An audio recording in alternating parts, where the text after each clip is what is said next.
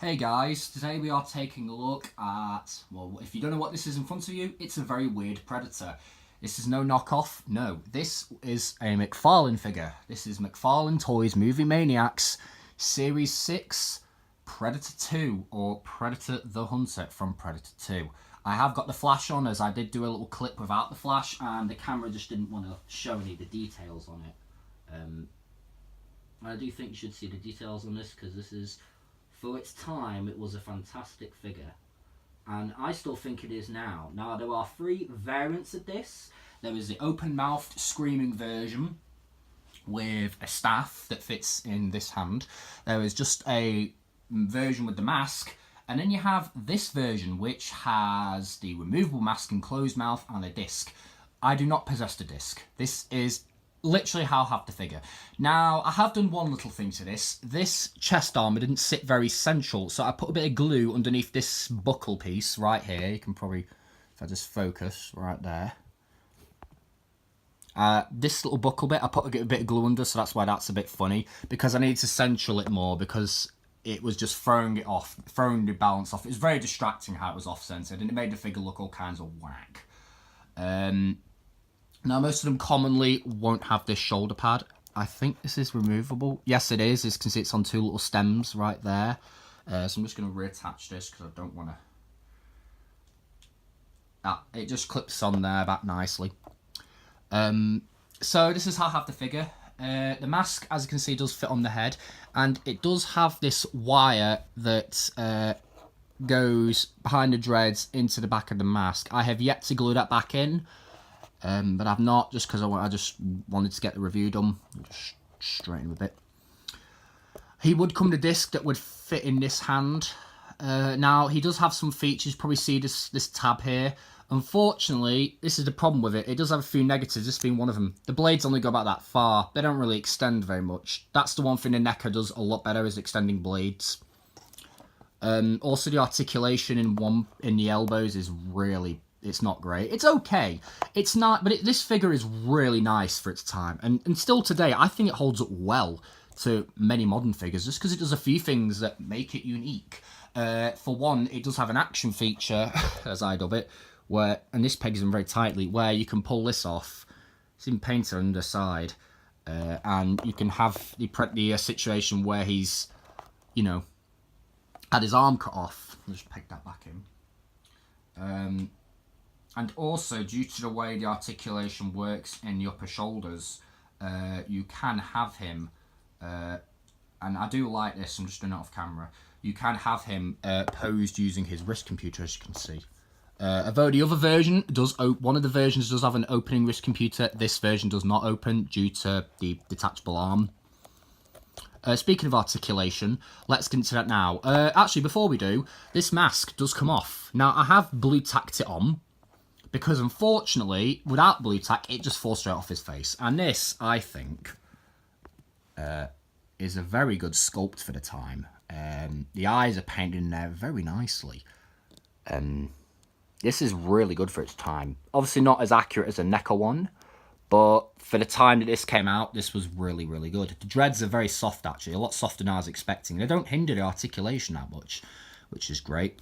Also, this is floating piece, very SH Figure Arts-esque. It's a floaty piece above the joints that hides the joint nicely, and it doesn't hinder articulation because the soft materials on this are very, very soft. Look at that. That's very soft.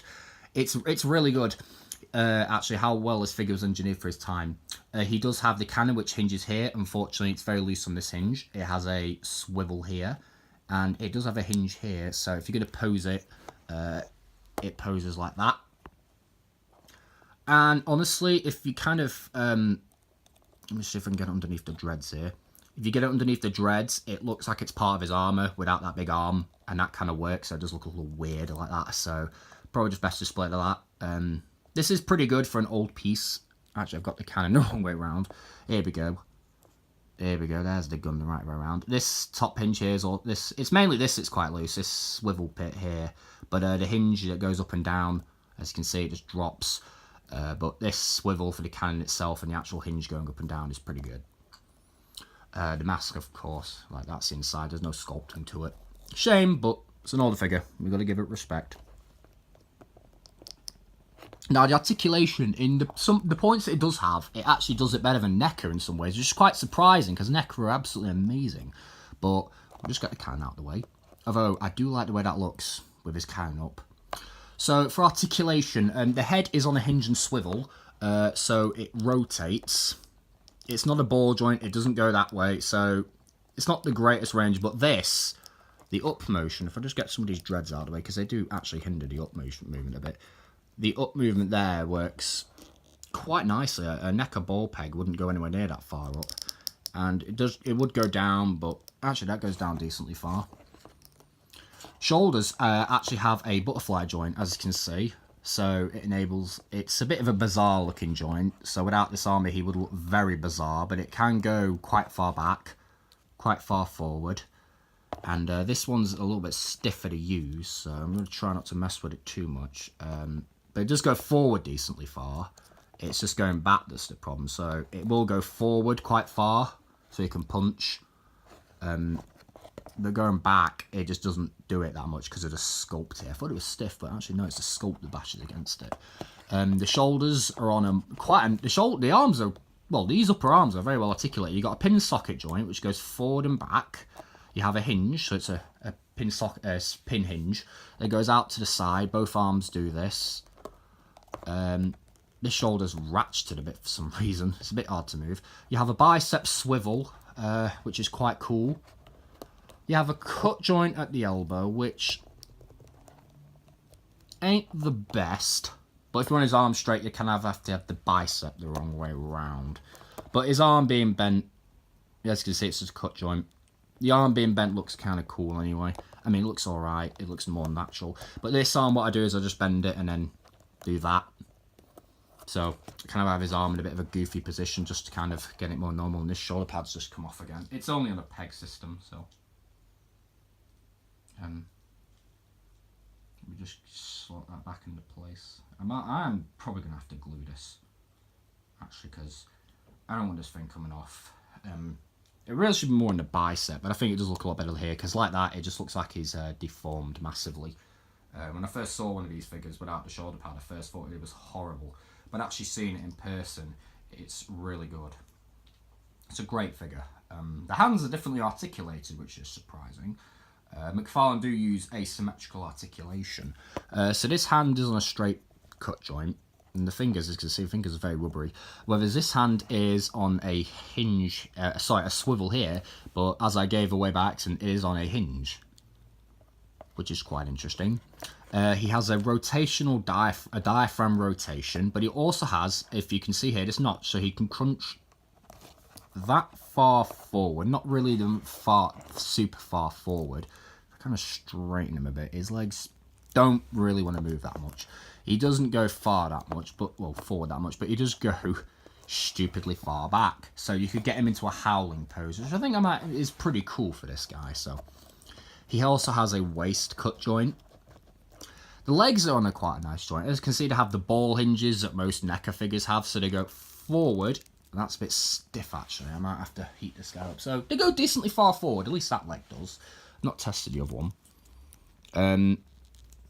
Yeah, it goes decently far forward. So you could sit him down, theoretically. The only problem is he sits a bit of an angle. You have a cut joint in the upper leg. Same on both sides. I'm showing it on both sides because, you know, as a Mcfarlane figure, this might have asymmetrical articulation. You have a bend at the knee, which bends about... doesn't bend super far. It goes straight and it bends about 45 degrees. This one bends a full 90. See what I mean by asymmetrical? It's bizarre, I know. I think these do come off as well, actually, but I'm not going to try and pop them off. I don't want to break it. And the feet hinge up and down, so they've got a lot of nice motion, and they rotate all the way around. Both of them, so, you know. Let me just kind of neaten up a bit here. And, we'll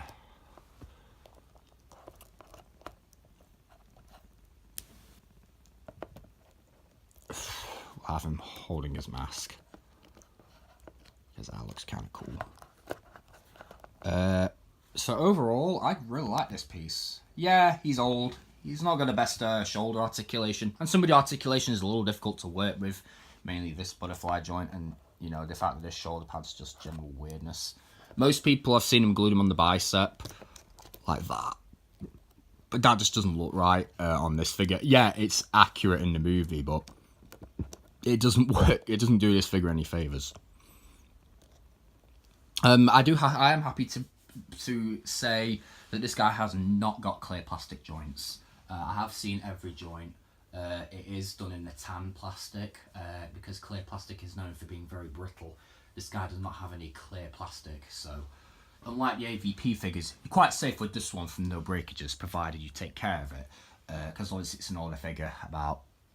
This thing was made in 2004, so it's about 14 years old. But I think 14 years old is in pretty good nick. The only problem is I'd say the problem with the paint. To be honest, paint. We'll discuss that. The only problem I have really is that the blood just suddenly stops here. It doesn't continue down the rest of his arm, unlike this bit. It just suddenly stops right here for the most part, which really is very distracting. The blood on the arm in general is all right. It works. It's just, I mean, I don't mind it, but the fact that it's just stopped there suddenly really does throw the figure off. But that's because of the detachable thing which I showed earlier. Overall, paint-wise, he is really well done for his time. If I use a camera flash here and just show you his paint, let me just focus. His paint is really well done, even in the joints where the netting is. Like if you see the upper torso there, and you can sort of see the big peg.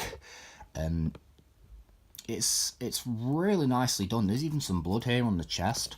There's this smooth bit where this will come down and sit there. This shift a bit. This is hard material, where there's this shoulder pad is like and the dreads, as we discussed, very soft material. This crotch piece is also stupidly soft and actually has a sculpted loin thing underneath. So it's not like the Necker one, which just has ugly ball joints. Mcfarlane actually did well to hide them with quite a nice loincloth. And I do like that. Even if this isn't as accurate, it still is pretty good. Now, this is not going to be the only City Hunter I'm going to get. I'm going to try and get the Necker Ultimate one, and we will try and compare them. Well, I will try my best to compare them. He is really good as a figure. I know I've said that loads of times, guys, but come on, look at this thing. It's really neat. Although I do prefer him with the mask on. I don't know why, and maybe the shoulder count up. I just think it's more of a cool look for him. And even though we'll get his little gimpy blades out, he does look pretty cool. I'm definitely happy I got him. He's a very nice figure. He is old. Some of these on eBay go for about, I think the lowest one I've ever seen is about £30 in the UK. Others, mints, can go up to 50 quid. I mean, there's a Celtic, some of the AVP ones, mints, can go for about 40, which I'm planning on picking up the Celtic one. And yes, I do know what I'm doing getting into that figure, because it's got clear plastic, but since outside the box reviews does not have the time to do a comparison with these two, I will deliver that on his behalf. Not these two particular figures, but this figure shares a lot of the same parts with the Celtic figure also from Mcfarlane. But for when I get that, which will be a while, I will do a comparison between this Necker Celtic and that one. Although, actually, I might as well just compare the Necker one with this, just so you can get a general size. Because I do have a few Necker figures. The only Predator 2 base body one I have is Bad Blood. I think this scales quite well. It's really not too bad of a scale.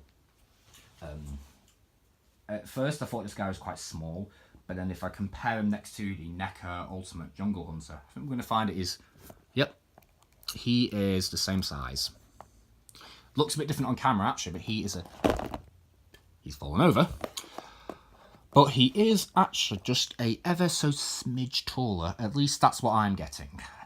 Maybe that's just an optical illusion, but from what I'm seeing, he is a teeny weeny bit taller. Mcfarlane never really did a single release of him, I don't think. They did the 2-pack with the Aliens Xenomorph and this guy, but it was unmasked, and he had very little articulation. He was nowhere near as articulated as this. This, in my opinion, is one of Mcfarlane's most superior figures from their older generation. I know Todd McFarlane isn't the biggest fan of articulation. I knew this thing was gonna be heavily flawed when I got it, but I knew that getting into it, and honestly, I've got to say, it's not really that heavily flawed. Also, I've got to say, the med pack is sculpted there very nicely. The only real flaw I see in sculpt-wise is that smooth bit there. They could have done with that, or maybe glued these parts down, but that's something I can do. Because most of the editing is sculpted everywhere else. But other than that, this figure's really damn good. And if for some reason you don't like NECA and you really prefer McFarlane, maybe this is the figure for you. Or if you just want, or if you're like me and want a relic for comparison and for historical reasons, here you go. This is a great figure. I really like him. Yes, he's old. Yes, he's got some problems. He's in good condition, though. Good paint. I would have been worried had this shoulder pad been missing, but it's not. As you can see, it's not missing. So I'm gonna give this guy a 8 out of 10. The only real things that I think are a problem are the paint here on the shoulder pad, the gauntlet being a bit abruptly stopping, which is a bit awkward. The cut joints on the elbows, mainly this elbow being really stupidly posed, and the mask not sitting on, and this coming off on a lot of copies. Other than that, the figure's really, really good. For its time, it's a great figure. Also, the neck gun is not removable. It is sculpted there very nicely. It's a shame it's not removable, but he's an old figure. If you want a figure with removable neck gun, go for the NECA Ultimate version. But I will get the Ultimate version one day, and I will compare those two. But for now, this is my City Hunter. I do aim to keep this, obviously. This isn't just something I'm getting for temporary reasons. Whenever I buy something, I aim to keep it fully. So this is a figure for historical reasons. I've been the Archangel. Please like, comment, turn notifications on, subscribe, and tell me what your favourite figure is from McFarlane. And I will see you guys in the next video. Peace. Oh, and don't forget, please share this video with a friend. Thank you.